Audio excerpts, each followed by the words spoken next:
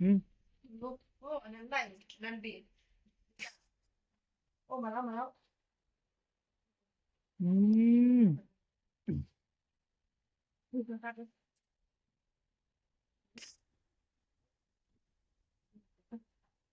มาแล้วทุกคนได้คอนเทนต์ใหม่แล้วต้องแง่งเลยมานี่ตาเออให้มันเป็นคือแข่งอื่นได้ให้ราคาเปิดเด้อสาเด้อเอาเสื้อมาตีเลยไหมมันขึ้นมันเอากันง่ายนะเอาเสื้อมาตีไว้เอาเศร้าแล้วเออเอาแล้วมาแล้วมาเบิ่งเนี่ยมึงข้อไก่สิไปแล้วบ่นั่นมึงเสียงอย่างนั้นซะอืออารมณ์มันมาทางนี้อืออืมพูดนะเบิ่งนี้ความแห้งเนี่ยมาละเฝ้าได้ไว้หมาออกเด้อโอ้เม็ดบักใหญ่เว้ยบ่ทันเขาอีกแล้วมื้อนี้น่ะไต้เครียดน่ะโอ้ท่านผู้ชมมืดฟ้ามัวดินคิดว่าหมู่บ้านนี่เจอแต่แขวงอื่นบัดแขวงเฮามันก็เอาอีกแล้วพูดนะอ๋อพูดนะเออมาแล้ววันนี้เอา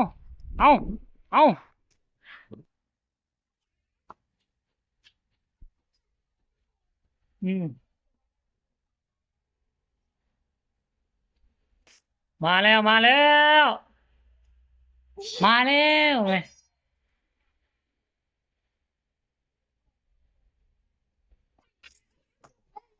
อืมอืมนอนนี่เด้อวันนี้นอนนี่เด้อฝนตกไปเงินเด้อนอนนี่เด้อนี่น่ะฝนตกแห้งไปเงินบ่ได้นอนนี่นี่โอ้เออ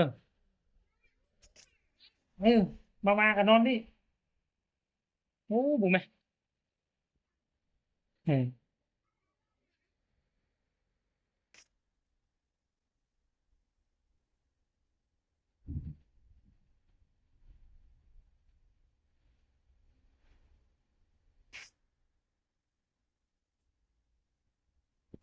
มาแล้ว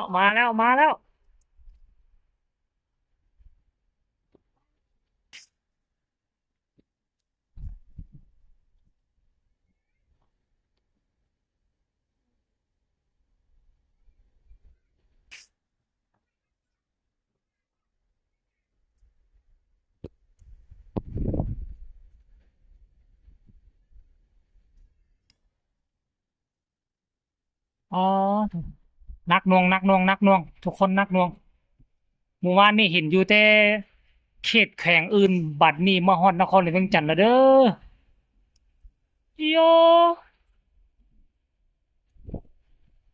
เอาแล้วแฮงมาพวกนี้ถึงเป็นอุปกรณ์ยิ่งกลุ่มยิ่งป่าที่น่าจะมอง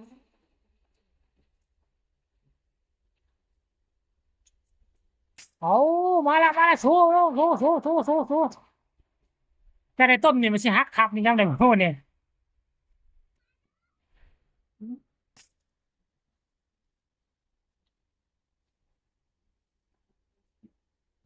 ลุงเด่นเออเนี่ยอ๋อยังมาเป็นก้อนอยู่คุณอยู่น่ะพยานนะพยานไม่รู้มีเนาะอ๋อพูดน่ะนู่นน่ะดินผ่านไปเป็นก้อนพุ่นแต่ว่าพุดเดียวมันก็เศร้าแล้วเขามันผ่านไปน่ะพุ่นน่ะมาแต่พุ่นน่ะมาแต่เหนือพุ่นรู้จักยาเลิกไปแล้วกินยาเลยโอ้ทุกคนสดชื่นพุ่นน่ะ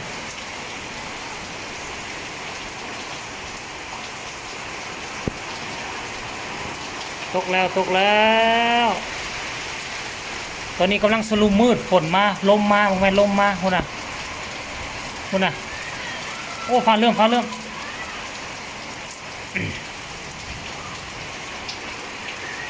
เอามาเลยเอามาเลยเอานักเอานัก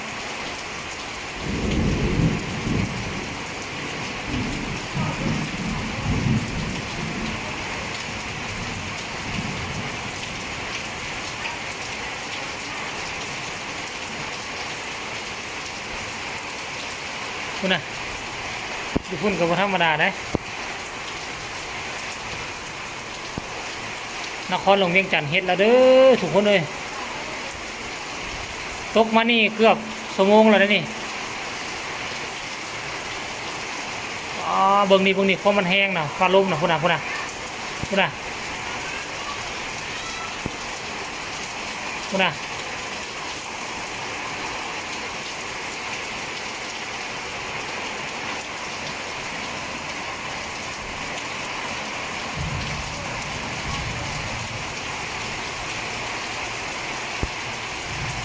โอ้มาแล้วแห้งแล้วนี่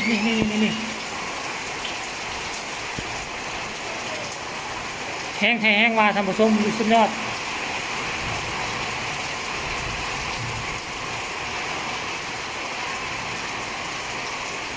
นี่นะหมู่บ้านจัดสรรเขาอยู่นี่เนี่ย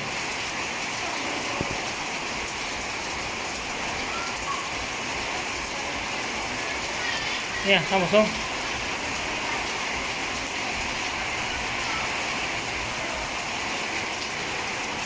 นี่นะ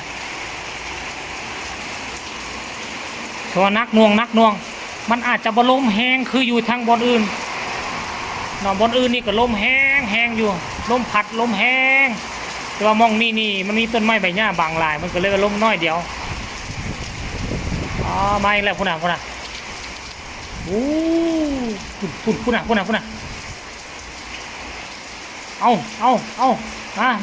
าพุ่นมึงเอาท่านผู้ชมมึงเอาโอ้ฟันเรื่องโอ้ยพุ่นน่ะอ๋อเป็นตาจ้านขนาดพุ่นน่ะนี่เบิ่งนี่ปีกนวลพุ่นน่ะโอ้พุ่นน่ะระมัดระวังมีสติเลยเด้อทางผู้ชมเด้อพากันเมียนมัดจัดแจงเงินซ่านบ้านซองเนาะอย่าให้มันมีเหตุอย่างเกิดขึ้นทางผู้ชมนี่กำลังโลมบุญอยู่นี่เด้อต้องพากันระมัดระวังมีสติได้เงินซ่านบ้านซองผู้ใดก็ได้ผู้ใดมุ่งหญ้าคาหรืออยู่บ้านนอกบ้านนาที่เขาเจ้าพากันใส่น่ะมุ้งสังกะสีแต่บ่ได้ตอกเล็กกันนะเอาไม้ให้ไปเต่งไปขนาบใช้ซื้อระมัดระวังเด้อถ้าอยู่บ้านนอกนี่หลังคาออกไปแล้วอันนี้ยังใครเอาพวกเขานี่ใส่ซีแพ็คใส่กระเบื้องแล้วก็พากันเอาเล็กเอาอย่างเอาน็อตใส่ย่างดีได้ระวังว่าทุกคนจะปลอดภัยเนาะพายุถล่มเวียงจันทร์ครั้งนี้ก็คาดว่ามันน่าจะบ่เกิดความเสียหายอย่างเพราะส่วนใหญ่เราอยู่เมืองหลวงคนก็ค่อนข้างว่ามีฐานะเงินซ่านบ้านซองก็ค่อนข้างมาได้มาตรฐานเอาคลิปนี้ก็ฝากไว้ทำนี้แหละเดี๋ยวจะไปการกบการเครียดตอนถ้าเป็นยังไงจะรายงานในคืบหน้าตื่มเนาะนครเวียงจันทร์เด้อมื้อนี้